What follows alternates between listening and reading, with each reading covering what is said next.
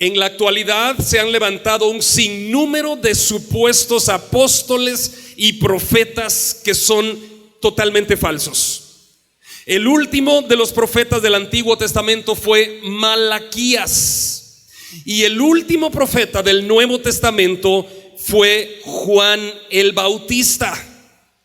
Vamos a mirar eso, porque muchos no creen cuando yo digo eso. Abre tu Biblia rápidamente, Lucas 16:16, para corroborar lo que estoy diciendo y para no predicar nada más sin una mención de la cita bíblica. Lucas 16:16, la ley y los profetas eran hasta Juan. ¿Hasta quién? Hasta Juan. La ley y los profetas eran hasta Juan. Desde entonces el reino de los cielos es anunciado y todos se esfuerzan por entrar en él. ¿Todavía no crees que Juan fue el último de los profetas? Abre tu Biblia, Mateo 11:13. Regresa unas hojas, estabas en Lucas 16:16, busca Mateo 11:13 y dice: porque todos los profetas y la ley profetizaron hasta Juan. ¿Te das cuenta? ¿Quién fue el último de los profetas? Juan el Bautista. Todos los profetas, todos, ¿cuánto es? Todos es todos, ¿verdad? Porque todos los profetas y la ley profetizaron hasta Juan.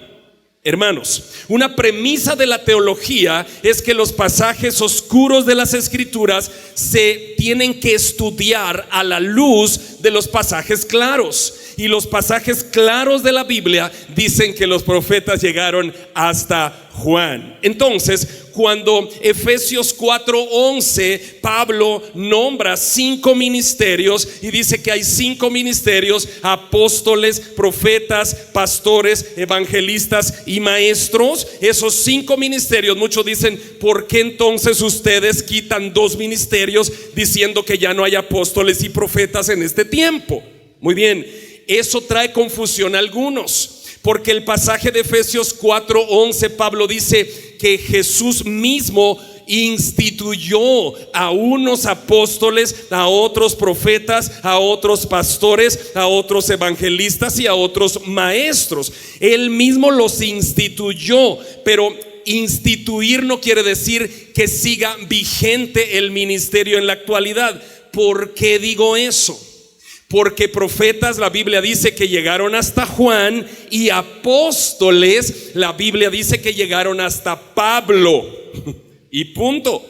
¿Y qué se necesita para ser un apóstol? Había unas características que se necesitan para ser apóstol. La característica principal, cuando Judas murió y los 11 restantes tuvieron que elegir al sucesor de Judas, eligieron a Matías. Pero ¿cómo lo eligieron? Pusieron características, y la principal era que el que tenía que ser apóstol en vez de Judas tenía que haber sido testigo directo de Cristo. Había tenido que estar presencial y personalmente con Cristo en su ministerio, o ser testigo de Cristo, como fue Pablo, el último apóstol. Vamos a ver Lucas 6:12 al 16. Lucas 6:12 al 16. En aquellos días él fue al monte a orar y pasó la noche orando a Dios. Y cuando era de día, llamó a sus discípulos y escogió a 12 de ellos, a los cuales también llamó apóstoles. ¿Quieres saber el nombre de los 12 apóstoles del Cordero? Lucas 6:12 al 16. Escucha, voy por el versículo 14, y aquí se nombran los 12. Puedes contar: a Simón, a quien también llamó Pedro, a Andrés su hermano, Jacobo y Juan, Felipe y Bartolomé, van 6, versículo 15, Mateo, Tomás, Jacobo hijo de Alfeo, Simón llamado el Celote, van 10, Judas hermano de Jacobo, y Judas Iscariote el traidor. Ahí está el nombre de los 12 apóstoles. Ok, sigamos. Judas traicionó a Jesús. Judas se quitó la vida, entonces quedaban 11. Entonces vamos a ver qué pasó. Vamos a Hechos 1, 23, 26. Hechos 1, 23 al 26. Los que vinieron por primera vez, quiero que sepan que aquí estudiamos la palabra y por eso estamos con todas estas citas bíblicas, ¿no? Bienvenidos. Hechos 1, 23, 26 dice: así que propusieron a dos, a José llamado Barsabás, apodado el Justo, y a Matías, y oraron así: Señor, tú que conoces el corazón de todos, muéstranos a cuál de estos dos has elegido para que se haga cargo del servicio apostólico que Judas dejó para irse al lugar que le correspondía. Luego echaron suertes y la elección recayó en Matías, así que él fue reconocido junto con los 11 apóstoles. ¿Te das cuenta quién era el sucesor de Judas? Matías. Ok, y el último pastor, el último fue Pablo. Vamos a ver primera carta a los Corintios 15, 3 al 9. Primera Corintios 15, 3 al 9. El último apóstol dice: porque primeramente os he enseñado lo que asimismo recibí. Que Cristo murió por nuestros pecados conforme a las Escrituras, y que fue sepultado y que resucitó al tercer día conforme a las Escrituras, y que apareció a Cefas y después a los 12. Después apareció a más de 500 hermanos a la vez, de los cuales muchos viven aún y otros ya duermen. Después apareció a Jacobo, después a todos los apóstoles. Versículo 8: y al último de todos, como a un abortivo, se me apareció a mí, porque yo soy el más pequeño de los apóstoles, que no soy digno de ser llamado apóstol, porque perseguí a la iglesia de Dios. Cuando los apóstoles eligieron al sustituto de Judas, hermanos, establecieron el requisito clave que el candidato debía haber estado con Jesús durante su ministerio, o debió haber conocido a Cristo. Y Pablo dice en 1 Corintios 15:8, que acabamos de leer, se refiere como el último en haber visto al Cristo resucitado fue Pablo. Dice, lo que implica que no habrá más apóstoles después del apóstol Pablo en el sentido apostólico para fundar la iglesia. ¿Para qué fueron los apóstoles y profetas? Fueron para fundar la iglesia. Cuando tú construyes este edificio, aquí está el arquitecto, el ingeniero, Juan Francisco, y hay varios arquitectos, también está Clarisa, está Jorge, etcétera, ingenieros y todo, ¿no?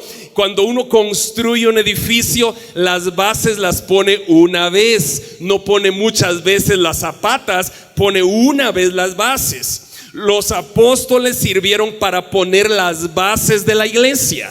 Las bases sobre Jesucristo, la principal piedra del ángulo, y sobre los 12 apóstoles del Cordero, más Pablo, se construyó la base de la iglesia. Hoy no necesita la iglesia poner otras bases, porque las bases están puestas en la palabra de Dios. Así que, hermanos, no hay más apóstoles. Los apóstoles fueron para fundamentar la iglesia. ¿Tú quieres ver cómo tiene que caminar una iglesia? Lee al apóstol Pablo, escribió más de la mitad del Nuevo Testamento. ¿Quieres ver qué tiene que hacer un pastor, un anciano, un líder? Lee Filemón, Tito, lee Timoteo, ¿no? Las cartas pastorales, y te darás cuenta cómo es. Entonces, los profetas sirvieron para anunciar la venida de Jesucristo. Ya no necesitamos más profetas hoy. ¿Por qué no necesitamos más profetas hoy? ¿Por qué vas a necesitar un profeta que te diga lo que va a pasar mañana, si lo que va a pasar mañana está aquí? O sea, la Biblia es la palabra profética más segura. Los profetas terminaron con Juan, that's it. Y con Pablo terminaron los apóstoles, no hay más. El fundamento está, los 5 ministerios. Él mismo constituyó a unos apóstoles, a otros profetas. Listo, los constituyó y fundamentaron la iglesia y punto. Ahora hay pastores para guiar el rebaño del Señor. Hay evangelistas como lo que soy yo cuando salgo a predicar. Anoche aceptaron 72 personas. Eso es un evangelista, un evangelista. Y hay maestros que nos enseñan la palabra. Un apóstol supuesto de hoy no es el encargado de enseñar la palabra, sino los maestros. Los maestros. Así que, hermanos, dicho esto, vamos al mensaje de hoy. Pero les quiero decir la última advertencia. Apocalipsis 22, 18, 19. Apocalipsis 22, 18, 19. Porque los supuestos profetas y apóstoles de hoy traen como revelaciones nuevas a la iglesia. Y le dicen: Dios me habló y te voy a decir lo que no hay revelación nueva, hermanos. La revelación está aquí. Lo que hay es iluminación de las escrituras, pero no revelación. La palabra revelada está cerrada. Apocalipsis 22, 18, 19. Yo testifico a todo aquel que oye las palabras de la profecía de este libro. Si alguno añadiere a estas cosas, Dios traerá sobre él las plagas que están escritas en este libro. Y si alguno quitare de las palabras de este libro, de esta profecía, Dios quitará su parte del libro de la vida y de la santa ciudad y de las cosas que están escritas en este libro. Hermano, tú no puedes agregar ni quitar a las escrituras. Pastor, pero entonces los dones de Corintios, ¿por dónde los deja?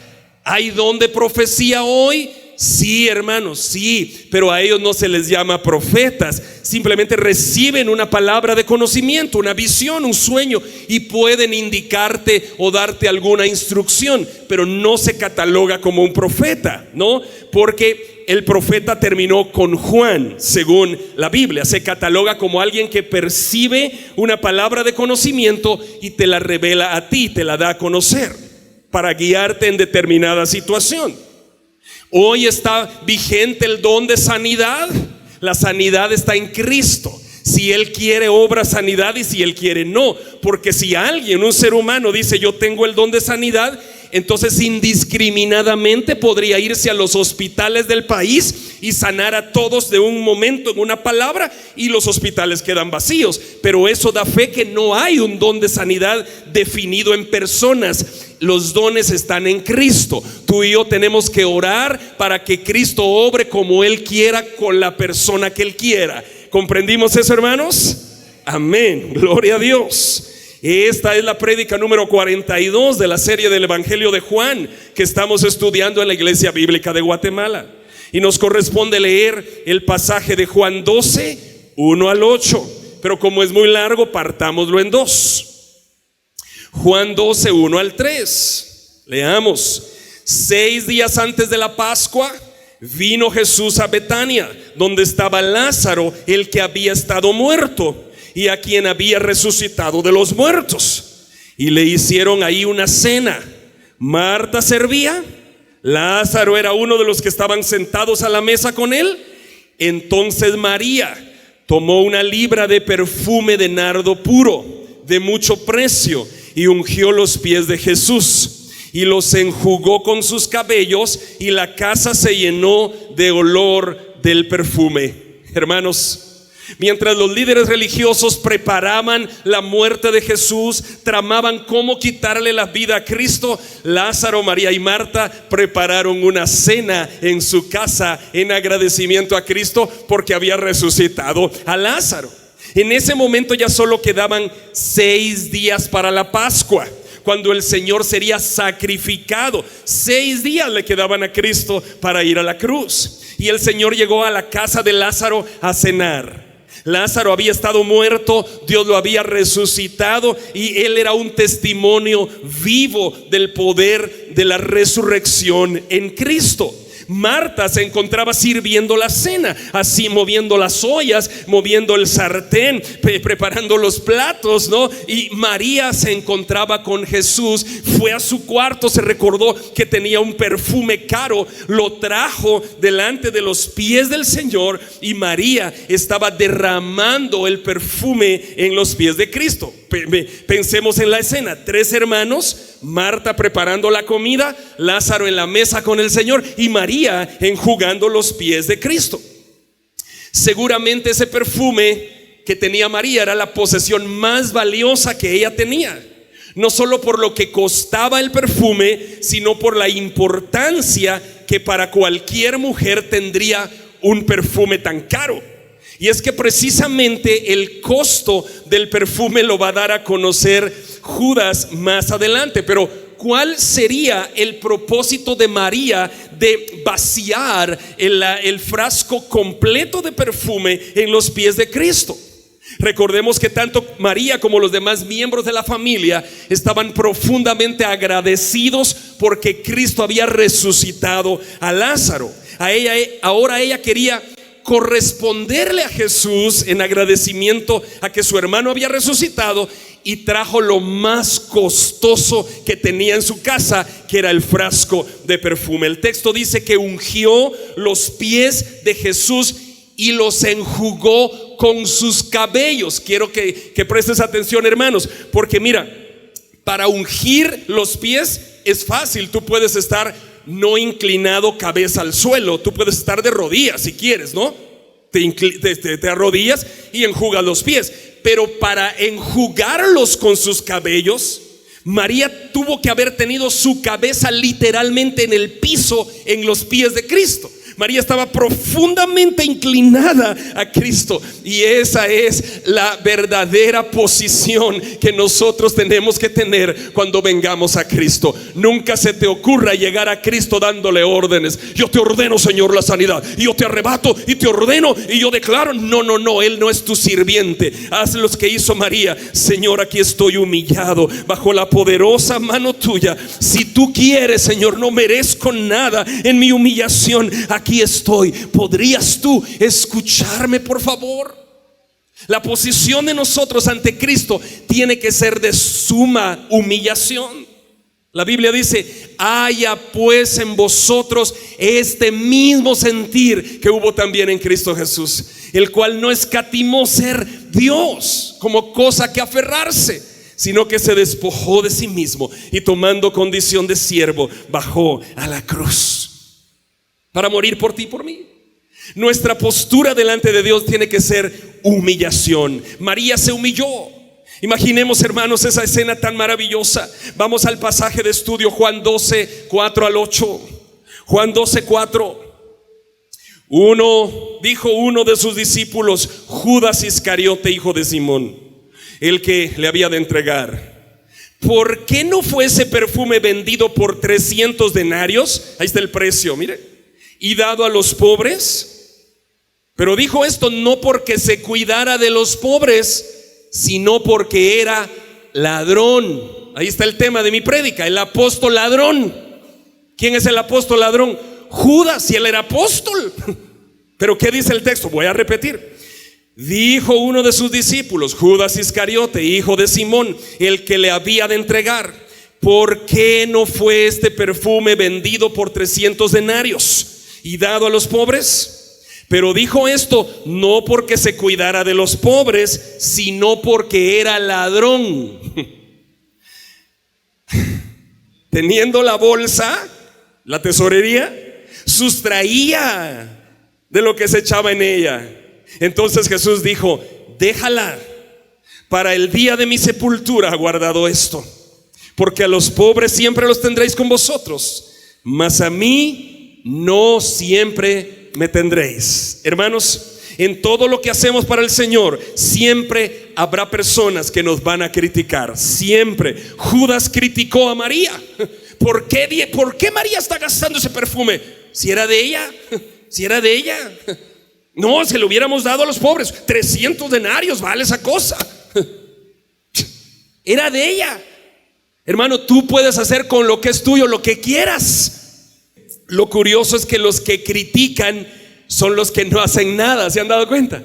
El hermano más criticón de tu ministerio es el que no hace nada, pero critica por todo. Entonces, hermanos, tenemos aquí dos personalidades distintas: Judas, ladrón, y María, verdadera adoración. María, una simple mujer, miembro de la iglesia. Judas, apóstol. Hermano, no solo porque seas pastor o apóstol o lo que quieras llamarte tú, vas a ser íntegro y pulcro. No, hay pastores ladrones también. Aquí Judas era apóstol del Cordero, de los 12 primeros. Y era ladrón el tipo, era ladrón. Como era el tesorero, se clavaba las cosas de la bolsa, ¿verdad?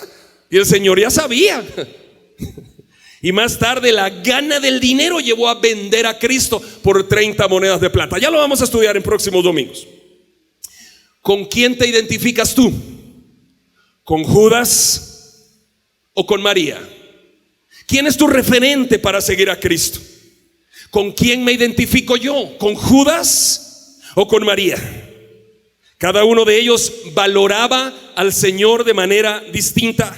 María consideraba que lo que le daba al Señor era poco, nunca iba a ser suficiente. Aunque le diera lo más caro, María decía: es que nunca va a ser suficiente por lo que Dios hizo por mí y por mi hermano Lázaro al resucitarlo. Yo agarro lo más caro y no me importa, Él es mi Salvador. Judas consideraba que era exceso, era un exceso. María se sentía agradecida por lo que Jesús había hecho por Lázaro. Judas no valoraba el privilegio de ser apóstol del Cordero. A María le importaban las personas, en especial Jesús. A Judas solo le importaba el dinero. María actuaba porque amaba al Señor. Judas le seguía porque pensaba: algo puedo sacar de él. María entregaba lo mejor que tenía al Señor. Judas disponía a robar lo mejor que el Señor tenía. María preparaba el cuerpo del Señor para su sepultura, mientras Judas preparaba su bolsa, tratando de vender al Señor frente a los sacerdotes judíos. María adoraba al Señor, mientras Judas le criticaba, le robaba y se oponía. ¿Con quién te identificas tú? ¿Con Judas o con María? Es muy poco lo que sabemos de Judas, el apóstol ladrón. De hecho, él fue constituido apóstol por Jesús. Pero antes de ser apóstol no sabemos nada de Judas, solo que la Biblia lo nombra Iscariote y que era de la tribu de Judá. Probablemente Judas fue el único de los 12 apóstoles que no era de Galilea, porque era de la tribu de Judá. No sabemos en qué momento se unió a Jesús tampoco, la Biblia no lo dice. Pero Judas lo utilizó al Señor para robar todo lo que pudo, pero al final terminó quitándose la vida y perdiendo su alma, porque dice la Biblia que era el hijo de perdición. Judas era el hijo de perdición. Judas se perdió, Judas no se salvó, está perdido eternamente. ¿Por qué entregó a Cristo? Por 30 monedas de plata. Con el tiempo todos supieron en el ministerio que Judas era ladrón. No hay duda, hermanos, que Judas era hipócrita, porque me imagino que contaba las ofrendas, los regalos que le daban a Cristo. Cristo iba por ahí, entraba a una casa y quizá le daban unos dineros, unas ofrendas, qué sé yo, y Judas las recibía. Y Judas andaba con Cristo, hipócrita. Ah, qué bendecido estuvo el culto, Señor. De plano le decía, ¿no? Oh, mira, qué bien. Entraron 10 talentos, pero Judas le decía: oh, y llevamos 5 talentos. Se clavó 5. ¿Qué sé yo qué hacía Judas? Yo no sé qué hacía. El apóstol ladrón, Judas Iscariote. Judas era un hombre dominado por la codicia de su alma. Claramente el pasaje dice que era ladrón. Le gustaba demasiado el dinero, y como muchos otros antes y después de él, buscan dinero fácil, y el dinero fácil se obtiene robando. Judas quería dinero fácil. Hoy muchos quieren dinero fácil, y por eso abarrotan las iglesias falsas de la prosperidad, donde el que predica dice: ¿cuántos quieren ser millonarios aquí? Voy a soltar una palabra de millonario, voy a soltarla 5 minutos y suelto la palabra. Y todos los que quieren dinero fácil se levantan de su silla, amén, queriendo ser millonarios. Trabaja, hermano, Si para ser millonario hay que trabajar, trabaja, no seas haragán. Eso no se obtiene con decir amén cuando un charlatán dice: ¿cuántos quieren ser millonarios aquí? No. Judas Iscariote, seguidores del apóstol ladrón, todos los del evangelio de la prosperidad, ese no es bíblico, es satánico, porque Cristo no ofreció riquezas materiales. ¿Quién ofreció riquezas materiales? El diablo. En la tentación de Jesús, ¿se acuerdan? Le dijo, lo llevó a un monte muy alto, el diablo a Cristo, y le dijo: todo esto te daré si postrado me adorares, le dijo el diablo. Quería que Cristo se tirara a adorarlo para tener todo eso. Hoy los del evangelio de la prosperidad, el diablo se les aparece vestido de pastor y les dice: les voy a dar riquezas, y todos se tiran así. Ese no es el evangelio, hermanos. ¿Por qué lo repito una y otra vez delante de ti? Para que se nos quede y para que no nos den atol con el dedo. El evangelio es Cristo. Si tú tienes o no tienes dinero, no tiene nada que ver con el evangelio. El evangelio es poder de Dios para salvar, para salvar, para salvar. Gloria a Dios. Te voy a demostrar con la Biblia, porque a mí me gusta hablar con la Biblia. Fuera de Biblia no me gusta. Cuando me dicen: ¿qué piensa usted, pastor, de tal cosa? Le digo: lo que yo pienso. Es ¿qué le importa a la gente? A mí no me gusta hablar lo que yo pienso, me gusta hablar la Biblia. Te voy a demostrar con la Biblia. Anota esto si estás dormido, despierta. ¿Por qué el evangelio falso de la prosperidad es satánico? Vea, primera carta a Timoteo 6, 3 al 10. Este es un verdadero apóstol escribiendo, el apóstol Pablo, marcando cómo debe ser. Y es una carta pastoral. Le escribe a Timoteo como pastor de la iglesia de Éfeso.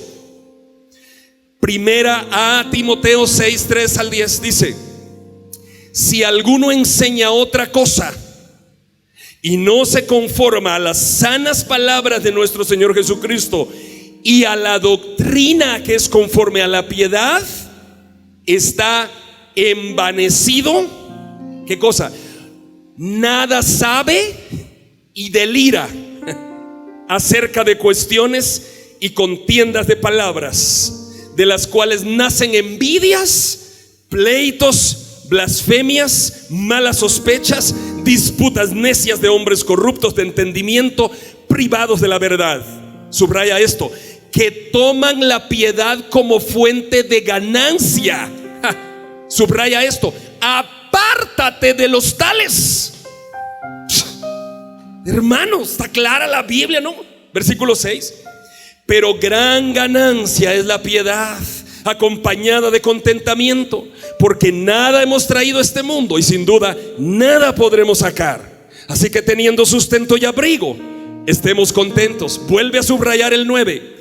Porque los que quieren enriquecerse caen en tentación y lazo, y en muchas codicias necias y dañosas, y hunden a los hombres en destrucción y perdición.